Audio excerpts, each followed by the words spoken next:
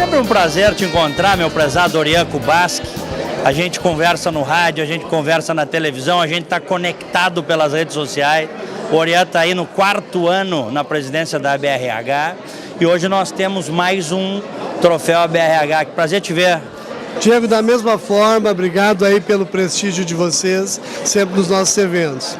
Sabe que o Top Ser Humano é o nosso evento assim de maior divulgação, de maior visibilidade. E nos orgulha, nos honra muito poder fazer essa celebração e reconhecer as empresas que no estado do Rio Grande do Sul fazem a diferença quando se fala em gestão de pessoas. São muitas as empresas agraciadas, nós temos pessoas, lideranças agraciadas. Fala para mim, Orian, dos critérios. Veja bem, estamos na 24ª edição do Top Ser Humano e Top Cidadania. Né? O Personalidade Top está na 15ª edição. E, Diego, uma coisa que nos deixa muito seguro. Primeiro, esse prêmio, ele não custa nada para participar. Nós promovemos isso de uma forma espontânea, porque está no DNA da BRH, que é divulgar as boas práticas de gestão e melhorar a performance de todas as empresas do estado do Rio Grande do Sul e nível Brasil também. O que mantém esse prêmio é a credibilidade dele. Nós temos uma metodologia toda própria de avaliação dos cases, né? E curiosamente, todos os cases são avaliados por voluntários, mas voluntários especialistas em gestão de RH, sejam profissionais que atuaram como executivos, profissionais que são consultores da área. Então, ele é uma avaliação absolutamente técnica, absolutamente especializada, né? E essa credibilidade nos dá essa garantia de que grandes empresas fazem questão de participar porque sabem que é uma avaliação rigorosamente técnica e justa. No caso do Personalidade Top Ser Humano, a metodologia é muito simples, Nós reunimos a direção executiva da BRH, que é o presidente, seus vice-presidentes, nós somos um grupo de 9 pessoas. Esse grupo coloca sobre a mesa nomes de pessoas que fazem realmente a diferença. Não havendo objeção, né, de nenhum nome, a gente coloca então um sistema de votação aberto. E ao longo desses 15 anos que se escolhe a personalidade top, Diego, nós nunca tivemos um erro na escolha, nunca tivemos um erro, nenhum questionamento, nenhuma crítica ou coisa que o valha. A votação direta. Porque ela é votação direta e é autêntica por pessoas que conhecem quem faz a diferença na gestão de pessoas ou no trabalho de cidadania nesse estado. Nós vamos precisar, Orian, e eu costumo dizer isso, nos próximos 10, 15, 20 anos, resgatar o Rio Grande do Sul. O Rio Grande do Sul está vivendo um terrível momento na sua história.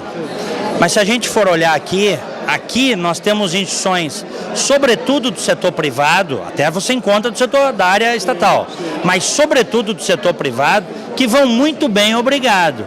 Então, há um Rio Grande do Sul que vai muito bem, apesar de tudo. Eu acho assim, ó, não há dúvida que o nosso estado está numa das situações mais críticas da história. A mais crítica, com certeza. Isso não é novidade, Diego. Para quem acompanha a política e a economia há décadas como nós, um dia saberíamos que chegaríamos nesse estágio. Porque houve muita irresponsabilidade nas gestões passadas, independente de partido, nomes ou coisa parecida. Mas o que você acabou de dizer é o seguinte, o que me dá uma expectativa otimista para o Rio Grande do Sul é que, felizmente, as empresas privadas gaúchas não são tão dependentes do Estado e conseguem fazer algumas ilhas de superação, né, e de prosperidade como essas aqui. Então você vê que ninguém está aqui porque as coisas estão fáceis. Não, as coisas estão difíceis, mas estão aqui porque acreditam que são capazes de superar qualquer situação. E isso é modelo, isso é exemplo e o Estado precisa disso. Sem dúvida, precisamos destes exemplos e saber como elas fazem, essas instituições, essas entidades. E o Estado, e aí eu falo, as instituições vão precisar se moldar ao que é feito de maneira, enfim, sem igual no setor privado, Orian. É preciso esse espelhamento. Não adianta, o Einstein que dizia, né? Não adianta fazer sempre as mesmas coisas e querer resultados diferentes. Não vai acontecer, não vai acontecer. E eu te digo o seguinte, nós temos muitos modelos para que o Estado possa copiar e para que a gente possa sair desse estágio, dessa situação tão crítica que nos encontramos. Eu creio muito nessa capacidade que o empresariado gaúcho, que as instituições gaúchas têm de reverter isso, né? A despeito dos problemas políticos, dos problemas econômicos do Estado. Mas eu acho que a gente tem tudo, através de eventos como esse, mostrar uma nova realidade, uma nova cara para o nosso Estado. Cumprimentos, parabéns. Diego, muito obrigado mais uma vez pelo prestígio de vocês aqui. Tá bem? Bem, como é praxe nesses eventos, a Unimed Porto Alegre está levantando mais um troféu, erguendo mais um troféu, com muita satisfação. Eu converso com a doutora Rosângela, que é diretora da Unimed, com o Gerson Silva, que é gerente da Unimed, nessa noite importantíssima. Cumprimentos, doutora Rosângela. Boa noite. A gente está aqui muito feliz por estar recebendo mais um título, como tu mesmo falou, né? A Unimed Porto Alegre está presente sempre e esse é mais importante ainda porque vem desde 2009. Esse é um projeto muito interessante porque ele coroa uma proposta de reposicionamento de marca que a gente concebeu lá em 2009, que é do Cuidar, e ele veio ao longo desses 8 anos sendo desdobrado dentro da cooperativa. Então esse projeto de comunicação que venceu o Top Ser Humano, ele é o reconhecimento do ambiente interno. Projeto interno. Gestão de pessoas dentro da Unimed. Dentro da cooperativa que trouxe a proposta do Cuidar como sendo a sua estratégia de comunicação, então o conteúdo dele. E isso demonstra o quanto que a empresa amadureceu nesses últimos anos. No ano tão importante que é 2016, em que a gente completa 45 anos, né?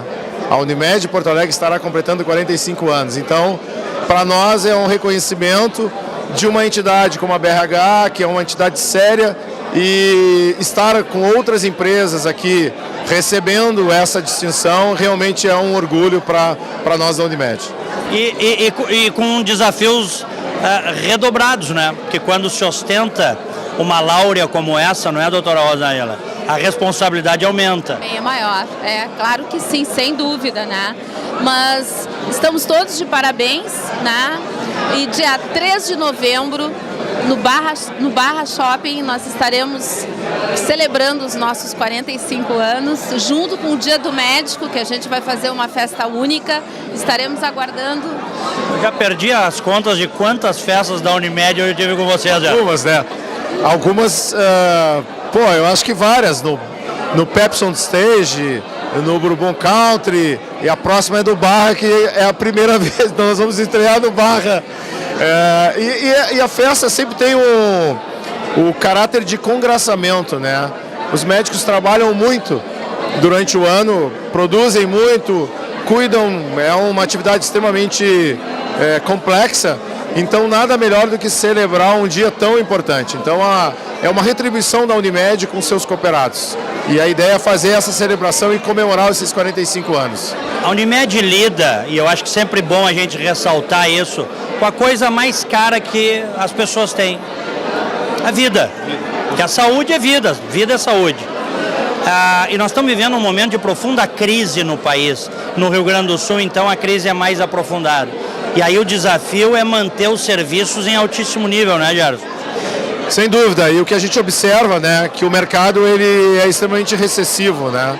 Então, com todos os executivos de RH que nós temos acesso, a gente observa que muitos diminuíram as suas estruturas por uma situação econômica e que dificilmente vão repor essa condição de estrutura, né? E isso, obviamente, se reproduz nas patologias que isso provoca, né? Então tu vê pessoas mais doentes, pessoas buscando acesso à saúde com medo de determinada situação. E é uma situação quase que de complexidade total, de caos. Então o objetivo nosso é passar essa tranquilidade, é oferecer a melhor estrutura possível para os nossos clientes, se envolver em projetos da sociedade. A Unimed é muito engajada nos projetos de Porto Alegre. A doutora falava da Maratona Internacional de Porto Alegre. A Maratona Internacional de Porto Alegre desse ano, ela não ia sair. A Unimed Porto Alegre foi lá e disse, não, nós vamos fazer acontecer. Por quê? Porque ela fala de qualidade de vida, ela congrega a família, ela congrega pessoas, ou seja, nós estamos inseridos nas questões da comunidade. E isso faz com que a Unimed Porto Alegre possa ser diferente. Esse é o nosso grande legado, digamos assim. Além da qualidade na assistência, que é fundamental para o nosso negócio. Então, temos um grande compromisso pela frente, com certeza. Acima de tudo, promover saúde, né? Não apenas lidar com a doença. Então, com uma população cada vez com uma expectativa de vida maior, onde a gente tem o médico, ele é cada vez mais, por conta da tecnologia, ao alcance da mão, é proposto para ele exames e outras coisas que acabam encarecendo de certa forma e muitas vezes desnecessário, né? São consultas desnecessárias algumas vezes. Então eu acho que o nosso papel muito é de fazer essa divulgação, né? E promover a saúde, ao invés de tentar fazer a coisa mais adiante, né? Eu acho que o compromisso da Unimed, ela tem muito a ver com as entregas que ela vem fazendo. Nós acabamos de entregar agora uma ampliação do nosso laboratório da Zona Sul. A doutora Rosângela participou ativamente de um projeto que é uma unidade de atendimento pediátrico dentro do Shopping Total. Imagina, qual o pai que não acordou de madrugada com o filho com temperatura de 40 graus e de repente, onde eu vou, né? Então a gente está buscando entregar para os nossos clientes um nível de serviço de qualidade para que ele possa ter esse acolhimento da Unimed. Eu acho que esse é o grande desafio. Por isso que eu acho que o projeto e ganhar um top ser humano tem muito a ver com tudo isso que a gente está falando, né? Os nossos funcionários, os colaboradores, eu enquanto executivo, nós temos um grande legado que é cuidar das pessoas. Esse é a grande marca, o que a Unimed propõe a fazer. Seus colaboradores estão inseridos dentro desse contexto, ou seja, queremos cuidar das pessoas efetivamente. São quantos colaboradores? Em torno de 1.800 colaboradores. Então, é muita gente. Hoje nós somos o segundo maior contribuinte do município de Porto Alegre, né? Segundo. Então, o que representa uma cooperativa de 6.500 médicos para o município de Porto Alegre, né? Então, nesse período tão complexo aí de falta de ética, tu ter empresas sérias, empresas que são comprometidas com um legado, é muito importante. Olha, vocês estão de parabéns. Cumprimentos e eu tenho a honra de mostrar mais uma vez, mais uma láurea ostentada pela Unimed Porto Alegre. Muito obrigado. Muito obrigada. Abraço. Abraço.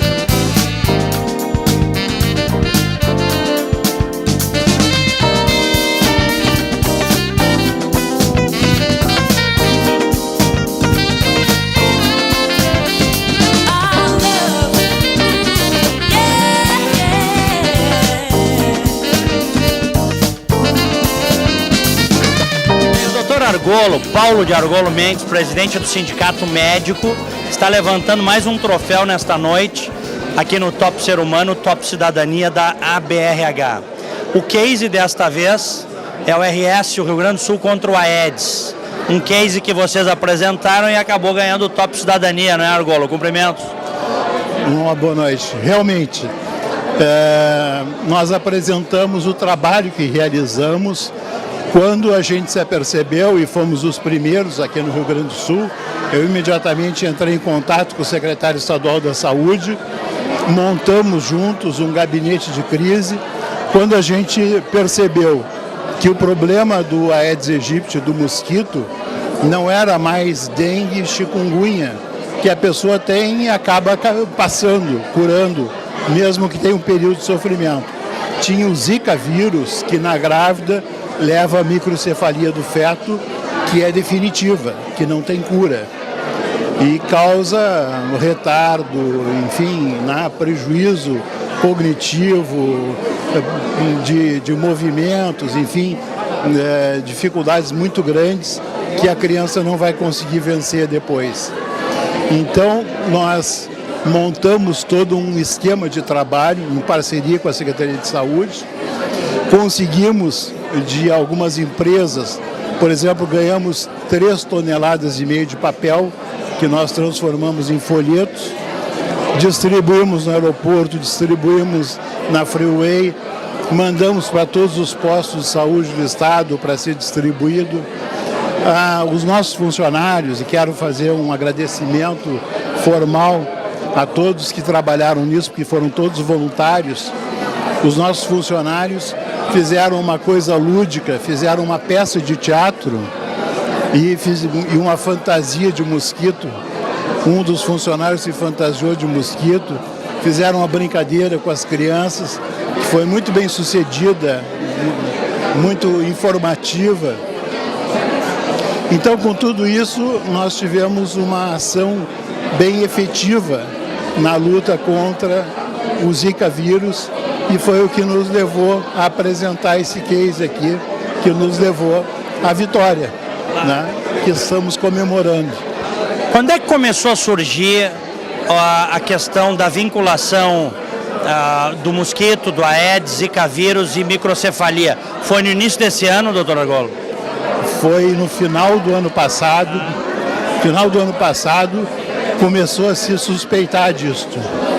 Aí em Pernambuco se identificou que havia mesmo uma relação causa-efeito e a partir daí passamos, o segundo estado a se aperceber disso fomos nós aqui no sindicato, no Rio Grande do Sul, e passamos a movimentar uma luta muito grande contra o mosquito, porque é a única forma que nós temos de combater o vírus, porque não há tratamento depois que a pessoa está contaminada. Por que eu lhe fiz essa pergunta? Eu lembro bem que logo na primeira semana, algumas equipes de televisão foram ao interior de Pernambuco, em pequenas cidades, e as pessoas das prefeituras estavam dizendo, olha, faz alguns meses que não vem o inseticida para matar mosquito que o governo federal manda, justificando que faltam verbas. Aí nós vamos entrar naquilo que o Dr. Deltan Dallagnol da Lava Jato diz, a corrupção é um serial killer. É um serial killer. Exatamente isso, exatamente isso. E nós temos nesse momento no Rio Grande do Sul pessoas que estão morrendo por falta de verbas. Temos médicos aí pelo interior do estado que estão sem receber há 8 meses, outros há 3 meses. Então uma situação realmente insustentável a que chegou a saúde. E nos ameaçam ainda com corte de verbas, que é a tragédia. Já fizemos, inclusive, um pronunciamento, uma manifestação junto ao Ministério Público, reclamando já não mais do direito constitucional à saúde, mas do direito ao respeito à pessoa humana, aos direitos humanos. Porque constatamos, fotografamos no PAN 3 ali da Vila dos Comerciários, vários meninos dormindo no chão, porque não tinha mais nem colchonete. Então botaram um cartaz na parede com o nome do paciente e delimitaram no chão, no piso de cimento, qual era a cama dele, que não tinha lençol, não tinha nada, tinha um cobertor e o chão para deitar. Então nós realmente estamos enfrentando uma situação muito grave na saúde e não tem mais como continuar cortando verbas. O custo estimado da corrupção no Brasil, segundo o Dr. Deltan Dallagnol, é de 200 bilhões de reais ano. Isso aí solucionaria os problemas, né? 200 bi ano. Provavelmente resolvesse o problema da saúde. Provavelmente. Lógico que a gente sabe que tem que ter gestão, tem que ter práticas modernas de gerenciamento dos recursos, das pessoas. Como é que se rouba muito, se gasta mal?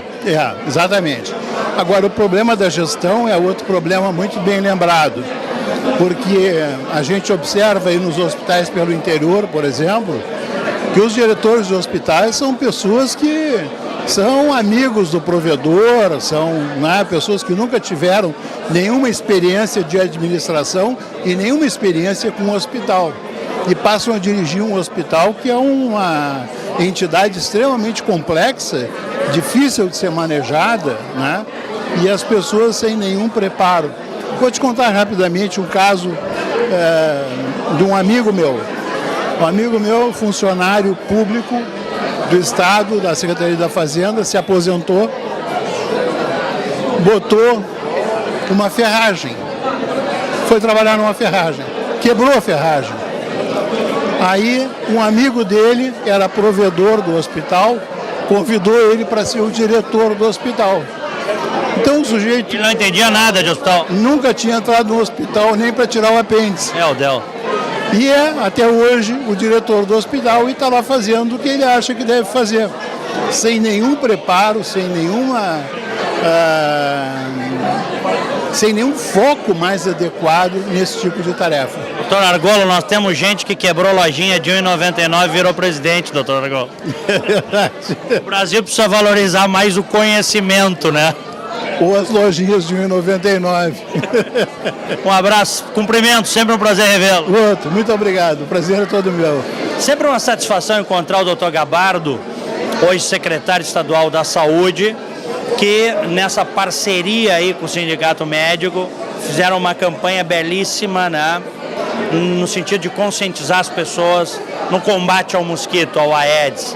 E o doutor Gabardo, volta e meia nós conversamos, inclusive no rádio, tem procurado, na medida do possível, com as condições que tem, levar um pouco de racionalidade a uma área irracional.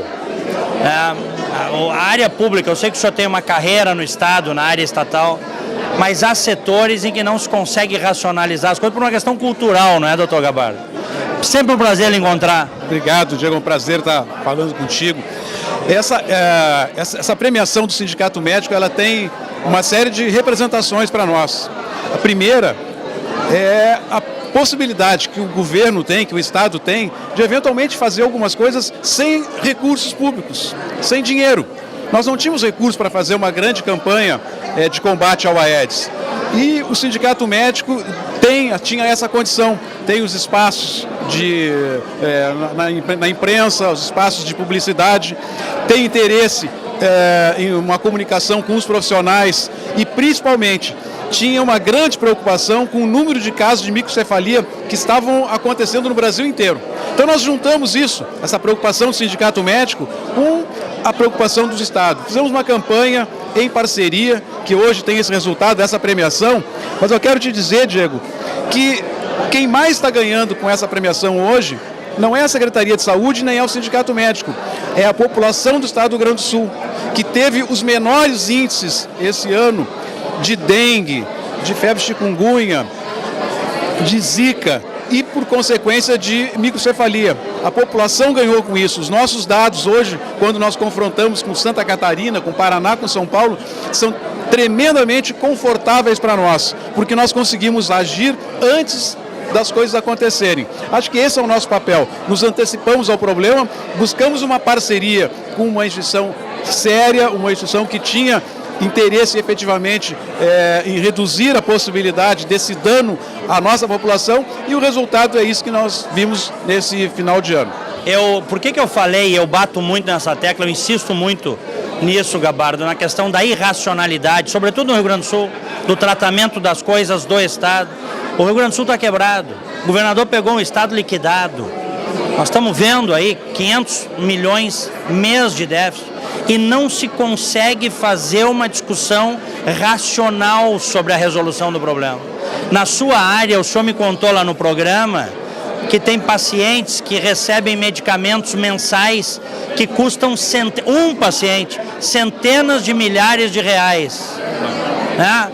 Isso é uma coisa irracional, doutor Gabardo. É verdade. Nós temos, primeiro, acho que falta gestão na área da saúde. Falta gestão para o setor público, falta gestão também para os hospitais que prestam serviço para a Secretaria de Saúde. Isso mostra que não é só falta de recursos. Claro que o recurso é importante, mas se nós continuarmos colocando recurso e não nos preocuparmos com a gestão, não nos preocuparmos com a incorporação de novas ferramentas de tecnologia para controle do gasto racional, uso racional dos medicamentos, nós não vamos conseguir superar essa situação. Sempre vai faltar dinheiro para a saúde. Agora nós temos uma obrigação, que o dinheiro que nós temos que fazer o melhor possível com esse recurso. Esse é o desafio que a gente tem, porque faltar dinheiro sempre vai faltar. Agora não posso jogar a toalha. Nós temos pouco dinheiro, mas podemos fazer muito com o pouco dinheiro que a gente tem. E a questão dos medicamentos? Em relação aos medicamentos, o problema hoje é a judicialização. Porque a judicialização, ela tem dois pontos, dois aspectos que devem ser considerados. Tem um que é extremamente justo. Aquele paciente que devia estar recebendo um medicamento, que está previsto, está na lista, e o Estado, por alguma razão, não está fornecendo. Por culpa do gestor, por falta de capacidade de aquisição.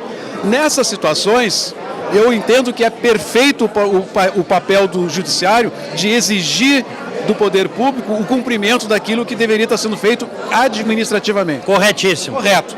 Isso, nós nem questionamos esses processos, nós não recorremos desses processos, cumprimos e não recorremos. Agora, tem uma outra situação em que são medicamentos que às vezes não estão sequer autorizados para ser comercializados no Brasil. Não tem registro na Anvisa. São medicamentos experimentais, medicamentos que são lançados pela indústria farmacêutica e tem que usar para ver se vai dar certo. Alguns deles dão certo, alguns não são.